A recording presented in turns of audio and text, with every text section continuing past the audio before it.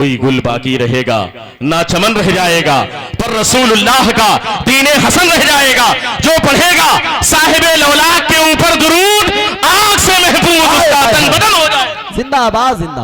नारे तकबीर, नारे रिसालत, जश्न इस्लाह मुआशरा कॉन्फ्रेंस, फैज़ान गौसे आज़म। जिंदाबाद जिंदाबाद। जो पढ़ेगा साहिबे लौलाक के ऊपर दुरूद, आग से महफूज उसका तन बदन हो जाएगा। हज़रात गिरामी, आज हमारे हालात ऐसे हैं कि मुझे डॉक्टर इकबाल की बात याद आती है। मर्दे कलंदर ने 100 साल पहले कहा था, लेकिन आज 100 साल गुजरने के बाद आज हमारी निगाहों के सामने वो चीजें हैं। डॉक्टर इकबाल ने कहा था, मस्जिद मरसिया खां है कि नमाजी ना रहे, यानी वो साहिबे औसाफ हिजाजी ना रहे। डॉक्टर इकबाल ने 100 साल पहले कहा था, मस्जिद तो बना ली शब भर में ईमा के हरारत वालों ने, मन अपना पुराना पापी था बरसों में नमाजी बन न सका। डॉक्टर इकबाल का इंतकाल हो गया, कुछ लोगों ने ख्वाब में देखा। बस एक छोटी सी बात, उसके बाद मैं अपने टॉपिक पर आता हूं, तवज्जो के साथ सुना। डॉक्टर इकबाल, ईमान ताजा हो जाएगा। डॉक्टर इकबाल का इंतकाल हुआ, कुछ लोगों ने ख्वाब में देखा। काजी साहब के बुला, तवज्जो चाहता हूं। कुछ लोगों ने ख्वाब में देखा। जब ख्वाब में देखा तो कहा, डॉक्टर साहब जरा बताइए तो सही, आपका इंतकाल हुआ तो अल्लाह ने आपके साथ क्या मामला किया? अल्लाह ने आपके साथ इंतकाल के बाद क्या मामला किया? डॉक्टर इकबाल जवाब देते हैं, मेरे इंतकाल के बाद यूं तो मैं गुनहगार था, स्याकार था, बदकार था, लेकिन अल्लाह का करम हुआ, अल्लाह ने मेरी मग़फ़िरत फरमा दी, अल्लाह ने मेरे गुनाहों को माफ फरमा दिया।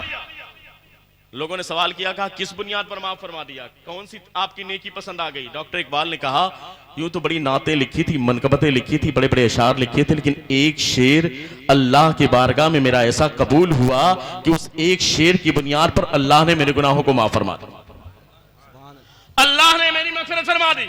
अब सवाल करने वालों ने सवाल किया, डॉक्टर साहब जरा बताइए तो सही, वो शेर कौन सा है? अब उस मर्दे कलंदर की बात सुने। डॉक्टर इकबाल ने कहा, ये तो बड़ी नातें लिखी थी, मनकबतें लिखी थी, ना जाने कैसे कैसे अशार लिखे थे। आज पूरी कुलियाते इकबाल हमारी निगाहों के सामने है, लेकिन एक शेर की बुनियाद पर उनकी बख्शिश हुई, अल्लाह ने उनके बिगड़े हुए नसीबे को संवार दिया, अल्लाह ने उनकी मग़फ़िरत फरमा दी, अल्लाह ने उनकी बिगड़ी हुई तकदीर को संवार दिया। लोगों ने सवाल किया, डॉक्टर साहब जरा बताइए तो सही, वो शेर कौन सा है जिसकी बुनियाद पर अल्लाह ने आपके बिगड़े हुए नसीबे को संवार दिया, जिसकी बुनियाद पर अल्लाह ने आपके गुनाहों को माफ फरमा दिया? डॉक्टर इकबाल ने कहा था, वो शेर ये है जिसकी बुनियाद पर अल्लाह ने मेरे गुनाहों को माफ फरमा दिया, मेरी बिगड़ी हुई तकदीर को संवार दिया।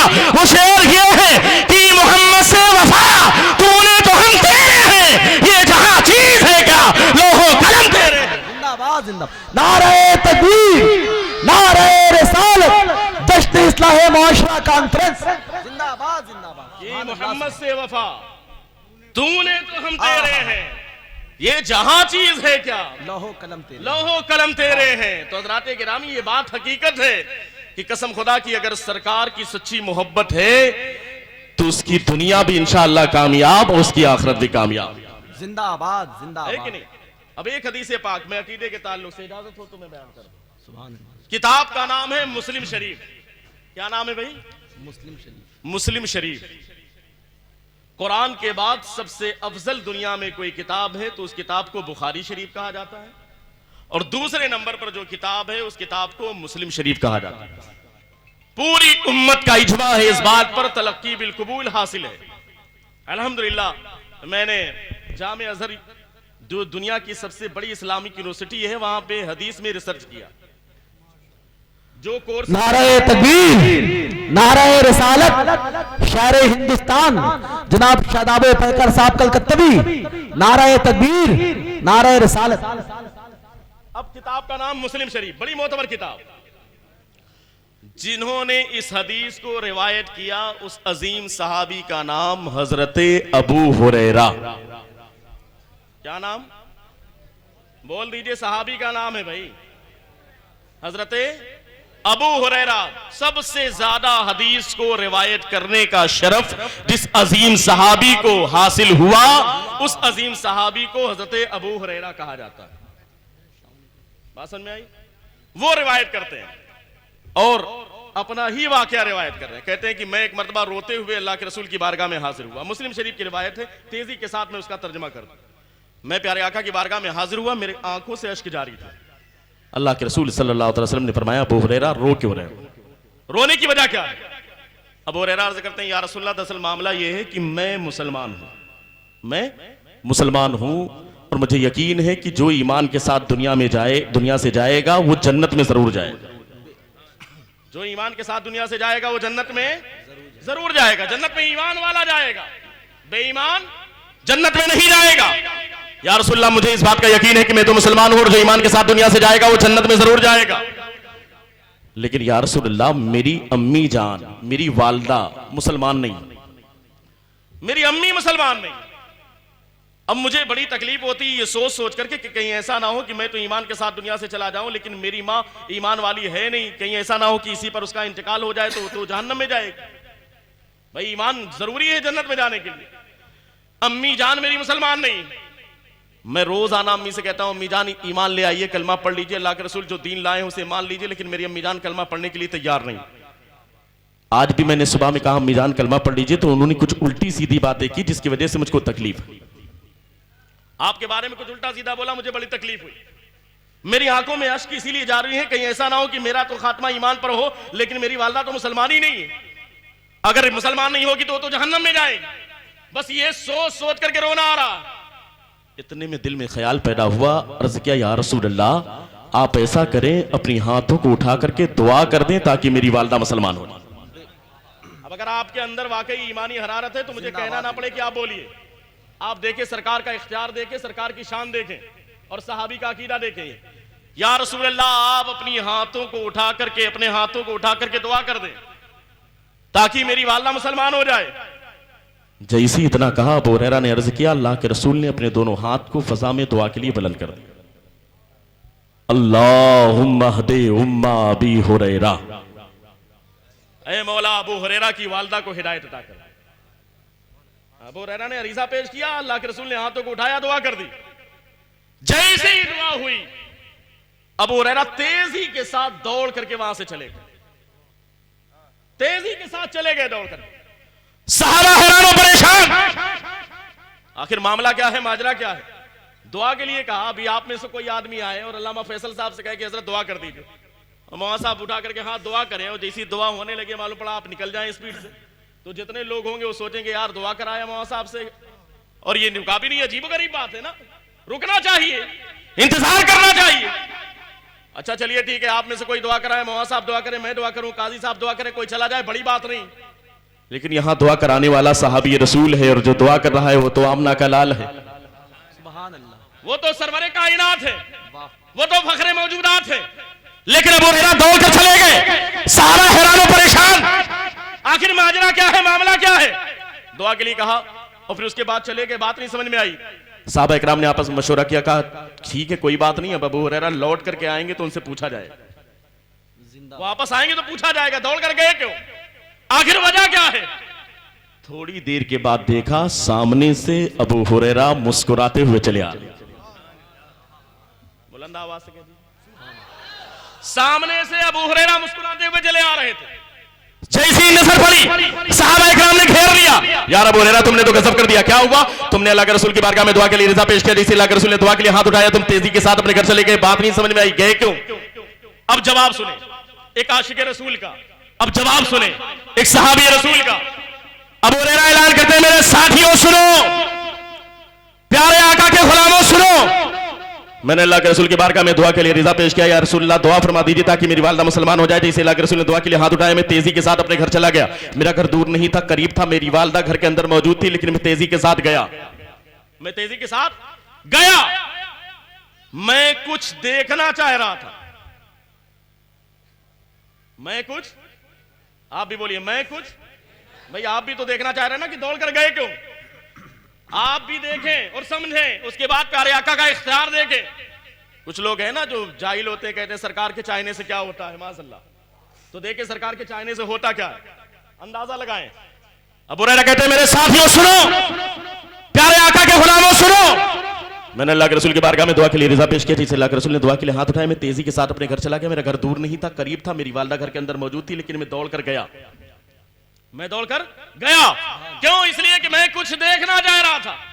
क्या देखना चाह रहे थे। मैं दुआ के लिए मैंने अरीजा पेश किया, जैसे अल्लाह के रसूल ने दुआ के लिए हाथ उठाया, दुआ करना शुरू किया। मैं तेजी के साथ अपने घर चला गया, इसलिए कि मैं दौड़ करके जाऊं, अपने घर देखना चाह रहा था। क्या देखना चाह रहे थे, मैं देखना यह चाह रहा था कि मैंने अल्लाह के रसूल की बारगाह इधर अल्लाह के रसूल ने दुआ के लिए हाथ उठाया, मैं दौड़कर अपने घर जा रहा था ताकि जाकर के देखूं कि अबू हुरैरा दौड़कर अपने घर पहले पहुंचता है या प्यारे आका की दुआ पहले कबूल होती है। मैं दौड़कर अपने घर पहले पहुंचता हूं या प्यारे आका की दुआ पहले कबूल होती है, इसलिए मैं दौड़ कर गया था। इधर दुआ किया ना अल्लाह के रसूल ने, मेरा घर करीब था लेकिन मैं दौड़ कर गया ताकि देखूं मैं दौड़कर पहले पहुंचता हूं या प्यारे आका की दुआ पहले कबूल होती है। इतनी देर में साहबा इकराम ने कहा यार जल्दी बताओ रिजल्ट क्या निकला, फाइनल रिजल्ट आया क्या? जवाब सुने। अबू हुरैरा कहते हैं मैं तेजी के साथ अपने घर गया, जिस दरवाजे के करीब पहुंचा ना तो मेरे जूते की आवाज को मेरी वालदा ने सुना। वो गुसलखाने के अंदर गुसल कर रही थी, वो अंदर नहा रही थी। अबू हुरैरा की वालदा अंदर नहा रही थी। अबू हुरैरा कहते हैं मेरी वालदा ने मेरे जूते की आवाज सुनी, अंदर से आवाज ये कहा अबू हुरैरा दरवाजे पर रुक जाना, अंदर मत आना। अबू हुरैरा कहते हैं मैं सोच रहा था कि जैसे दरवाजा खुलेगा मैं कहूंगा अम्मी जान आज तो अल्लाह के रसूल ने आपके लिए दुआ कर दी है, अब आपका काम हो जाएगा, अब हिदायत मिल जाएगी, अब ईमान आपको मिल जाएगा। मैं खुशखबरी सुनाना चाह रहा था कि आज अल्लाह के रसूल ने आपके लिए दुआ की है। लेकिन अबू हुरैरा फरमाते जैसे दरवाजे पर मैं पहुंचा मेरी वालदा ने अंदर से कहा अबू हुरैरा अंदर मत आना। तेजी के साथ दरवाजे को खोला, बाहर निकली, अभी सही से ओढ़नी भी उनके सर पर नहीं थी। तेजी के साथ दरवाजे पर पहुंची। मैंने सोचा मैं कहूं अम्मी जान आज तो अल्लाह के रसूल ने आपके लिए दुआ कर दी है। मैं कहना चाह रहा था, मेरे कहने से पहले जैसी मेरी वालदा की नजर मेरे ऊपर पड़ी, मेरी वालदा बोल पड़ी ए अबू हुरैरा तुम गवाह हो जाओ अल्लाह के सिवा कोई माबूद नहीं, मोहम्मद अल्लाह के रसूल हैं। जिंदाबाद जिंदाबाद, सुभान अल्लाह सुभान अल्लाह। नारे तकबीर, नारे रिसालत, जश्न इस्लाह मुआशरा कॉन्फ्रेंस, फैजाने मुजाहिदे मिल्लत। सुभान अल्लाह सुभान अल्लाह। क्या मतलब? यानी मेरे दौड़कर घर पहुंचने से पहले प्यारे आका की दुआ कबूल हो चुकी थी। मैं पहुंचा तो मेरी वालदा कलमा पढ़ करके मुसलमान हो गई। इसीलिए तो मेरे पीर मुर्शिद हुजूर ताज शरिया अल्लामा अख्तर रजा खान अजहरी अली रहमतुल रिजवान बारगाह रिसालत में खराज अकीदत पेश करते हैं। जो लोग प्यारे आका की शान में एतराज करते हैं, जो लोग प्यारे आका की अजमत में एतराज करते हैं, जो लोग प्यारे आका के मर्तबे का इनकार करते हैं, हुजूर ताज शरिया इस तरीके से खराज अकीदत पेश करते हैं। अरे प्यारे आका की शान, उनका मकाम, उनका मर्तबा तो ये है जहां बानी अता कर दे, जहां बानी अता कर दे, भरी जन्नत हिला कर दे। नबी मुख्तारे कुल है जिसको जो चाहे अता कर दे। सुभान अल्लाह सुभान अल्लाह, जिंदाबाद जिंदाबाद। नबी मुख्तारे कुल है जिसको जो चाहे अता कर दे। बेशक शान बड़ी निराली है। इसलिए हज़रात गिरामी हमें जरूरत है कि हम प्यारे आका की शान लोगों तक पहुंचाएं, बेशक सुभान अल्लाह, ताकि हमारी आने वाली नस्लों के दिलों में सरकार की मोहब्बत पैदा हो। इसलिए कि लोग खूबी से मोहब्बत करते हैं, लोग क्वालिटी से मोहब्बत करते हैं, लोग किसी के अंदर कोई सिफत होती है तो उससे मोहब्बत करते हैं। जैसे आप सुने कि फला साहब बहुत ज्यादा दीन के रास्ते पर खर्च करते हैं, आपने सुना देखा नहीं उनको, लेकिन सुनते ही आपके अंदर उनके आपके दिल में उनके लिए मोहब्बत पैदा हो जाए होगी। फला साहब आलिम है तो आलिम की मोहब्बत होती है, आलिम की वजह से मोहब्बत हो गई। फला हाफिज साहब है, हाफिज की वजह से मोहब्बत हो गई। या दुनियावी एतबार से फला डॉक्टर साहब है तो उनसे आपको लगाव हो जाता है, होता है कि नहीं? कोई ना कोई क्वालिटी होगी तब मोहब्बत होगी, तभी प्यार होगा। प्यार के लिए क्वालिटी जरूरी। पता क्या चला? जरूरत है कि हम प्यारे आका की क्वालिटी और शान लोगों तक पहुंचाएं ताकि आने वाली नस्लों के दिलों में सरकार की मोहब्बत पैदा हो। बेशक सुभान। आज ये 31st नाइट है जहां पर लोग खुराफात करते हैं, वहां पर खुराफात को छोड़ करके अल्हम्दुलिल्लाह मैं उन नौजवानों को सलाम पेश करता हूं जिन लोगों ने इस प्रोग्राम का आगाज किया और जिस तरीके से भी इसमें दामे दिरमे कदमे सुखने हिस्सा लिया हमारे काजी शहर की सरपरस्ती में। अल्लाह इनकी उम्र में बरकत अता फरमाए और इस कमेटी को कामयाब फरमाए। इसलिए कि जहां पर लोग आज की रात में खुराफात करते हैं, न जाने कैसी कैसी रंगरैलियां मनाई जाती हैं, न जाने कैसे कैसे ड्रामे देखे जाते हैं, न जाने कैसे कैसे खुराफात होते हैं, ऐसे माहौल में प्यारे आका के नाम की महफिल को मुनक्किद करना कसम खुदा की बहुत बड़ा जिहाद है, बहुत बड़ा जिहाद है। और आप सब ला के मुबारकबाद है जो ऐसी महफिल में शिरकत करने वाले हैं। और याद रखें इस महफिल में वही आता है जिसे अल्लाह तौफीक देता है। सबके बस की बात नहीं होती जिसे अल्लाह तौफीक देता है। तो आप अपने बच्चों को सिखाइए, क्या सिखाइए कि बच्चे बचपन से नेक बने, अच्छे बने, खुराफात से दूर रहें। और ये जिम्मेदारी सबसे पहले माँ बाप की। स्कूल बाद में है, मदरसे बाद में है। सबसे पहला मदरसा, सबसे पहला दारुलूम, सबसे पहला जामिया। बेटे और बेटी के लिए कोई जगह है तो उसके माँ बाप होते हैं। कौन होता है? माँ बाप होते हैं। इसलिए माँ बाप की जिम्मेदारी है कि आने वाली नस्लों के दिलों में दीन की मोहब्बत पैदा करें, दीनदारी पैदा करें, शरीयत के कवानीन सिखाएं उनको। वरना आजकल लोग बड़े हो जाते हैं, फिर उनसे पूछा जाता है कि हमको तो कुरान ही पढ़ना नहीं आता। अजीब व गरीब है। कुरान कसम खुदा की तिब्यानन लिकुल्ली शै, हर चीज का रोशन बयान कुरान के अंदर मौजूद, बेशक जर्रे जर्रे का इल्म कुरान के अंदर मौजूद है। लेकिन हमने तो समझ लिया है कि कुरान को पढ़ेंगे कब? जब कोई इंतकाल कर जाए, मर जाए, तब कुरान खोला जाए। सही बात है। आज खुद मुझसे एक साहब मिले थे शादी में, तो कहने लगे मैं तो साल में 1 मरतबा कुरान खोलता हूं। बहुत शान से बता रहे हैं, कुरान में हर चीज का इलाज। कसम खुदा कि आप बिजनेस से परेशान हैं, कुरान पाक की तिलावत करें, अल्लाह नए नए रास्ते निकाल देगा। बेशक, यकीन होना चाहिए, अल्लाह के कलाम पे भरोसा होना चाहिए। सियासत जो आज मुआशरे में हमारे मुसलमानों में नहीं है, उस सियासत का इलाज भी कुरान के अंदर मौजूद है। मुआशरे में फैली हुई बुराइयों का इलाज भी कुरान में मौजूद है। लेकिन आज हमारी कुरान से दूरी की बुनियाद पर आज हम पस्ती के शिकार होते जा रहे हैं। अपने बच्चों को सिखाइए, और जो लोग भी अपने बच्चों को दीन नहीं सिखाते, याद रखना बड़ी जिम्मेदारी के साथ, चूंकि वक्त बहुत कम है, मुझे 1-2 बात बयान करनी है। एक वाकया सुने, हदीस सुने, और उसके बाद एक छोटी सी बात, गुफ्तगू मुकम्मल हो जाए। जो लोग अपने बच्चों को दीन नहीं सिखाते, इंग्लिश मीडियम में तो स्कूल में पढ़ाने का रवाज चल रहा है ना भाई, पढ़ाते कि नहीं पढ़ाते? बिल्कुल अच्छी बात है, पढ़ाना चाहिए। आज के दौर में जरूरत इस बात की कि हमारे बच्चे अच्छे डॉक्टर बने, अच्छे इंजीनियर बने, अच्छे लॉयर बने। ये सारी चीजें जरूरी है। हमारे बच्चों का दीनदार के साथ साथ दुनियावी एतबार से डॉक्टर बनना भी जरूरी है, इंजीनियर बनना भी जरूरी है, लॉयर बनना भी जरूरी है। हर एतबार से जरूरत है। लेकिन हज़रात गिरामी, इन तमाम चीजों के साथ जरूरी है कि हमारा बेटा डॉक्टर हो लेकिन दीनदार हो, इंजीनियर हो लेकिन दीनदार हो, लॉयर हो लेकिन दीनदार हो। दीनदारी उसके अंदर होना चाहिए। और जो लोग अपने बच्चों को दीन नहीं सिखाते, इंग्लिश मीडियम स्कूल में अगर 2 दिन स्कूल ना जाए ना बेटा, तो बड़ी तकलीफ होती है माँ बाप को। 3 दिन अगर ट्यूशन ना जाए तो बड़ी तकलीफ होती है। इसलिए कि 3000 फीस जमा किया है, बेटा स्कूल ही नहीं जा रहा, तकलीफ बहुत होती। क्यों? इसलिए कि फ्यूचर ब्राइट नहीं होगा, फ्यूचर क्या हो जाएगा? तारीख हो जाएगा। अगर बेटा स्कूल नहीं गया तो उसका मुस्तकबिल तारीख हो जाएगा। लोग कहते हैं ना कि इसका आने वाला वक्त बड़ा खराब हो जाएगा, बेटा पढ़ा कर वरना तेरा फ्यूचर खराब हो जाएगा। अरे यार, फ्यूचर की फिक्र इतनी है माँ बाप को होनी चाहिए, इसलिए कि बेटा अगर डॉक्टर नहीं बना या इंजीनियर नहीं बना या दुनियावी तालीमात को हासिल नहीं किया तो यकीनन तुम्हारे बेटे का फ्यूचर खराब होगा, फ्यूचर तारीख होगा, फ्यूचर ब्राइट नहीं होगा। इसकी फिक्र बाप को भी होती है।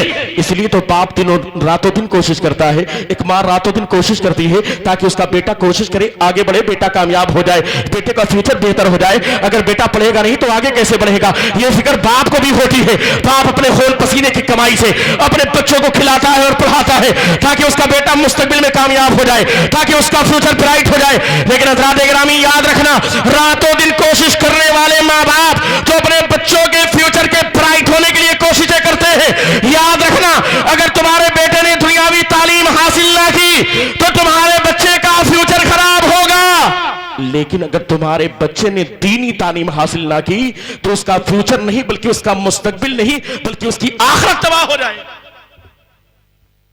आखिरत तबाह होगी, होगी कि नहीं होगी? अगर दीन नहीं है तो आखिरत तबाह होगी, दुनियावी तालीम नहीं तो दुनिया खराब होगी।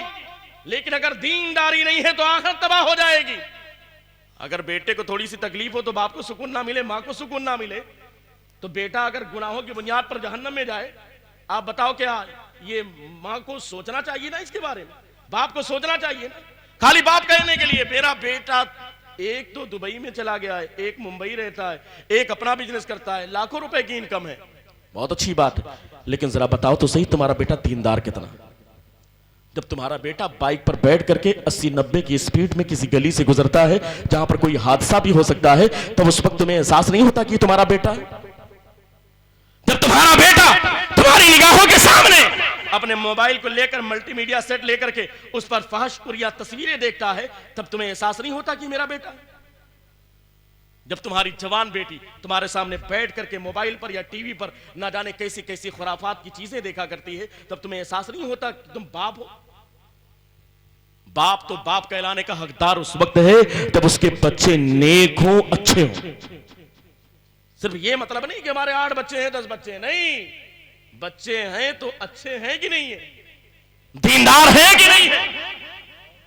बच्चे को सिर्फ पढ़ाना जिम्मेदारी नहीं है, सिर्फ पढ़ा करके उनको दीनदार बनाना ये भी माँ बाप की जिम्मेदारी है। जी जी, उनको सीधे रास्ते पर लगाना ये माँ बाप की जिम्मेदारी है।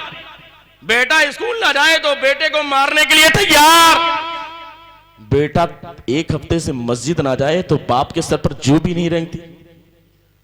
यार बाप है, शर्म आनी चाहिए ऐसे बाप कि अल्लाह के घर में 1 हफ्ते से नहीं गया, उसको कभी तौफीक नहीं होती। जोहर के वक्त सो रहा है, कोई बात ही नहीं, असर के वक्त मोबाइल लेकर बाहर निकल गया, कोई बात नहीं, मगरिब उसकी बेड पर गुजर गई, ऐशा टीवी के सामने गुजर गई। बाप बाप कहलाने का हकदार क्या? इसीलिए याद रखना, लानत है ऐसे माँ बाप पर जिनके बच्चे उनकी निगाहों के सामने गुनाह करें लेकिन माँ बाप के सर पर जो भी ना रहेंगे। अफसोस है ऐसे माँ बाप पर जो कहते हैं कि हमारे बच्चे हैं, 4 बच्चे हैं, 8 बच्चे हैं, लेकिन सवाल तो पैदा होता है दीनदार कितने? अपने बच्चों को दीन सिखाओ, इस्लामी तालीमात से करीब करो। याद रखना, याद रखें, मौत कभी भी आ सकती है। ये मत सोचिएगा कि मौत अभी नहीं आएगी, रात में 31st नाइट है तो आज गाने की रात है, आज मस्ती करने की रात है, नहीं, अभी मरना नहीं है। याद रखना, मौत किसी भी वक्त आ सकती है। कुल्लु नफ्सिन ज़ाइक़तुल मौत, हर नफ्स को मौत का मजा चखना है। और फैज़ा जाअजलहुम ला यस्तखिरून साअतन वला यस्तक़दिमून, जब मौत का वक्त आ जाता है तो उसमें 1 सेकंड भी तब्दीली नहीं होती, 1 सेकंड तब्दीली नहीं होती। अब सुने तवज्जो के साथ, बस ये एक हदीस पाक गुफ्तगू में मुकम्मल हो जाए। जो लोग अपने बच्चों को दीन नहीं सिखाते, जो लोग अपने बच्चों को दीन से करीब नहीं करते, उलमा से करीब नहीं करते, मस्जिद से करीब नहीं करते, मदरसे से करीब नहीं करते, मशाइख से करीब नहीं करते, कुरान पाक की तालीम से करीब नहीं करते, ऐसे माँ बाप सुने कान खोलकर इस हदीस पाक को। कल मैदान महशर होगा, एक नौजवान इंसान, अल्लाह रब्बुल इज्जत हुक्म फरमाएगा, फरिश्तों इसे उठा करके जहन्नम में डाल दो। फरिश्ते उसे पकड़ेंगे, पकड़ कर ले चलेंगे, चलो तुम्हें जहन्नम में डालने का अल्लाह ने हुक्म दिया है, इसलिए कि तू गुनहगार है, सियाकार है, बदकार है, सियाशियार है। हजरत गिरामी, बेटा अगर गुनहगार होगा तो याद रखना उसके गुनाह तो उसके नाम आमाल में लिखे जाएंगे, लेकिन साथ ही साथ उनके गुनाह का अजाब कब्र के अंदर उनके माँ बाप को भी दिया जाएगा, माँ बाप को भी अजाब दिया जाएगा। हाँ, अगर आपका बेटा घर से निकला मस्जिद के लिए, जितने कदम चलेगा वो नियत करे ना करे, अगर उसका बाप कब्र में भी होगा तब भी अल्लाह उसके चलने का सवाब कब्र में अता फरमाएगा। वो कुरान पढ़ेगा, नियत करे ना करे, वो अच्छे काम करेगा, उसका सवाब अल्लाह माँ बाप को कब्र में भी अता फरमाएगा। तो इसलिए माँ बाप की बड़ी जिम्मेदारी है। नौजवान इंसान, फरिश्तों ने पकड़ा, कहा चलो तुम्हें जहन्नम में डालने का हुक्म हुआ है। फरिश्तों से उस नौजवान ने अर्ज किया, क्या अर्ज किया? एक अरीजा पेश करेगा, ए फरिश्तों, अल्लाह की बारगाह में अरीजा पेश करो, मैं जहन्नम में जाने के लिए तैयार हूं। मुझे इस बात का इतराफ है कि मैंने गुनाह किया, मुझे इस बात का इतराफ है कि मैंने न जाने कितने गुनाह किए, मुझे इस बात का इतराफ है कि मेरी रात गुनाहों में गुजरी है, मुझे इस बात का इतराफ है कि मैंने दिन गुनाहों में गुजारा है। मैं बहुत बड़ा गुनहगार हूं, सियाकार हूं, बदकार हूं, इसी अशियार हूं, न जाने कितने कैसे कैसे गंदे गुनाह मैंने किए हैं, मैं बहुत बड़ा मुजरिम हूं। ऐ फरिश्तों, में जहन्नम में जाने के लिए तैयार हूं, लेकिन अल्लाह की बारगाह में अरीज़ा पेश करो, मैं थोड़ी देर के लिए, मुझे मोहलत चाहिए, उसके बाद मैं जहन्नम में जाने के लिए तैयार हूं। हज़रात गिरामी, जरा सोचे तो सही, बड़ी अजीब व गरीब कैफियत होगी, इसलिए कि हमको तो एहसास नहीं होता ना, हम तो सोचते हैं हमें मरना नहीं है, वरना कब्र का मामला बड़ा अजीब व गरीब है। वो अकेला घर, अंधेरी जहां, अकेला घर, अंधेरा घर, अकेली जहां, तुम घुटता दिल उठता था, खुदा को याद कर प्यारे, वो साथ आने वाली है, वो उठाएगा। जिनके साथ नौजवान लड़के पूरी पूरी रात बैठकर वीडियो और न जाने कैसे कैसे गंदे ड्रामे देखा करते थे, और एक एयरफोन अपने कान में लगाकर, दूसरा एयरफोन दूसरे के कान में लगाकर पूरी पूरी रात अय्याशी करने वाले नौजवान, याद रखना, कसम खुदा की, कब्र में जाने के बाद तुम्हारा वो दोस्त 1 घंटे कब्र पर रुकने के लिए तैयार नहीं है, तुम्हारा भाई कब्रिस्तान में रुकने के लिए तैयार नहीं है, तुम्हारे रिश्तेदार कब्रिस्तान में रुकने के लिए तैयार नहीं है, इसलिए कि वो तो अजीब और गरीब जगह है। कहने वाले ने कहा था ना, बरेली के इमाम इरशाद फरमाते हैं, हाय गाफिल वो क्या जगह है जहां 5 जाते हैं 4 फिरते हैं, वहां तो 4 वापस चले आएंगे, एक को छोड़ करके चले आते हैं।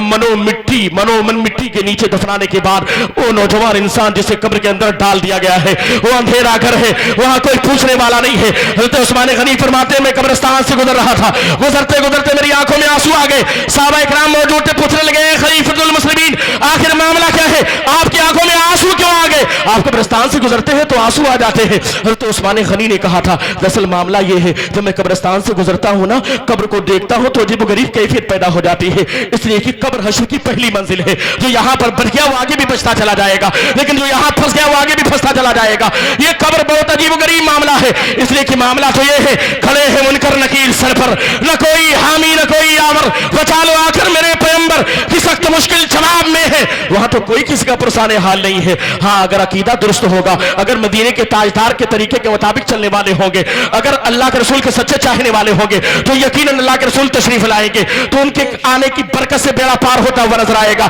लेकिन याद रखना, अगर सरकार की सुन्नतों को तुमने पामाल किया है, अगर तुमने सरकार की सुन्नतों को पसे पुश डाल दिया है, अगर तुमने अल्लाह उसके रसूल के फरमान को टाला है दुनिया में, तो किस मुंह के साथ हम कब्र के अंदर जाएंगे? जरा सोचो तो सही। हमें एहसास नहीं होता, हमें तो लगता है कि कभी हमें मरना नहीं है, लेकिन यार एक दिन वो आएगा कि हमारे जिस्म के अंदर से रूह निकल जाएगी। कुल्लु नफ्सिन ज़ाइक़तुल मौत, हर नफ्स को मौत का मजा चखना है। और जब मौत का फरिश्ता आएगा, वो रूह हमारे बदन से कब्ज करके चला जाएगा। उसके बाद तो फिर अजीबोगरीब कैफियत होगी कब्र के अंदर, जब रूह वापस की जाएगी। अगर बंदा नेक होगा ना, तो उसके लिए जन्नत के लिए बाकायदा खिड़की खोल दी जाएगी, जन्नत का बिछौना बिछा दिया जाएगा। लेकिन अगर बंदा नेक नहीं है, तो उसके लिए जहन्नम की खिड़की खोल दी जाती है, जहन्नम का बिछौना बिछा दिया जाता है। फिर अजीबोगरीब मामला हश्र तक होंगे, और हश्र का मामला तो बड़ा अजीबोगरीब है, इसलिए कि वहां तो कोई पुरसाने हाल नहीं है। सूरज सवाने से पर जमीन तांबे की, कोई किसी का पुरसाने हाल नहीं। यौमा यफिरुल मरउ मिन अखी व उम्मिही व अबी व साहिबती व बनी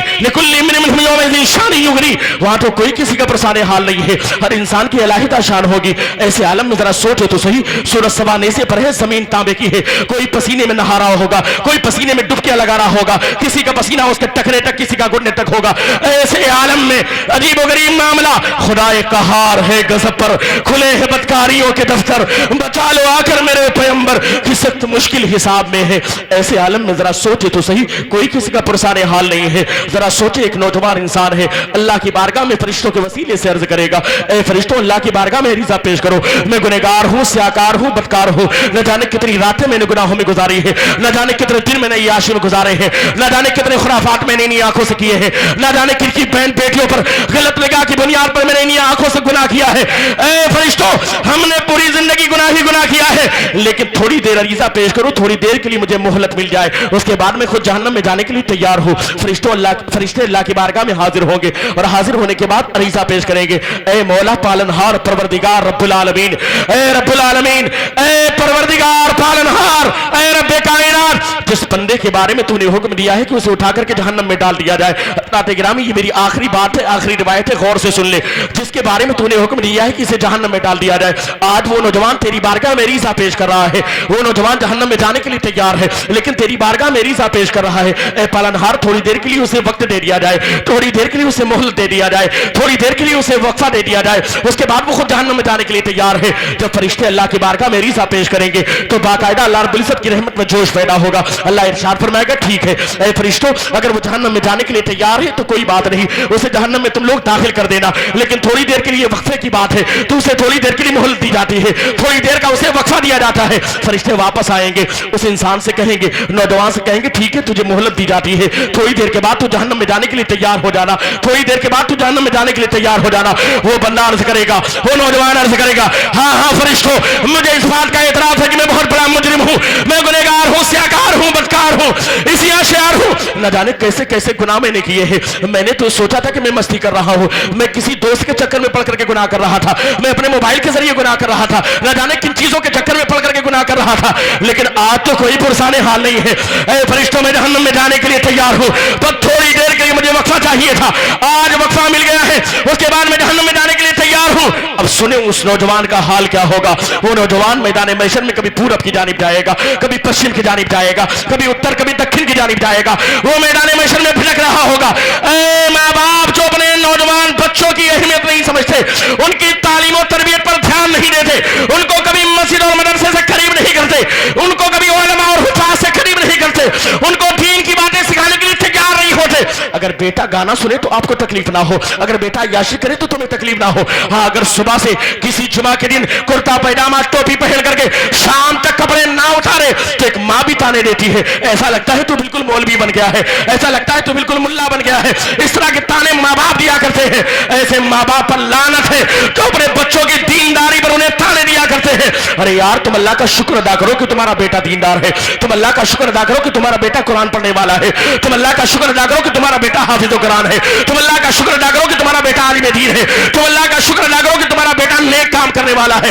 हज़रात गिरामी, जो लोग अपने बच्चों की तरबियत नहीं करते, उन्हें दीनी तालीम से करीब नहीं करते, उन्हें शरीयत की तालीमात से करीब नहीं करते, उन्हें इस्लाम के कवानीन से करीब नहीं करते, सुनो नौजवान इंसान, फरिश्ते कहेंगे ए नौजवान, तुझे अल्लाह की तरफ से इजाजत मिल गई है, थोड़ी देर के लिए तुझे मोहलत दी जाती है, उसके बाद तू जहन्नम में जाने के लिए तैयार हो जाना। वो बंदा अर्ज करेगा ठीक है, मैं अल्लाह के उस हुक्म पर अमल करने के लिए तैयार हूँ, मैं थोड़ी देर के बाद जहन्नम में चला जाऊंगा, इसलिए कि मुझे तो इस बात का एतराफ है ना, कभी कोई साथ में आता तो मैं सोचता रात में मस्ती कर रहा हूँ, दोस्तों की बुनियाद पर मैंने बहुत सारे गुनाह कर लिए। जैसे होता है ना कि आज तो अब तो नया साल आने वाला है, चलो थोड़ा सा मस्ती कर लेते हैं, चलो थोड़े से खुराफात कर लेते हैं, चलो थोड़ा सा पटाखे बजा लेते हैं। अरे यार, याद रखना, ये जितने भी गुनाहों के इर्तिकाब तुम करोगे, किरामल कातिबीन मौजूद है, गुनाह भी सारे कोट किए जाते हैं, नोट किए जाते हैं, और इसका अज़ाब भी बंदे को मिलेगा। इसलिए हज़रात गिरामी, जरा सोचना तो सही, हमारे बॉडी में इतनी ताकत नहीं है, हमारे बॉडी में तो एक इंजेक्शन लगे ना तो उसे हम बर्दाश्त नहीं कर पाते, हम तो चलते चलते कांटा चुभ जाए ना तो उस कांटे को बर्दाश्त नहीं कर पाते,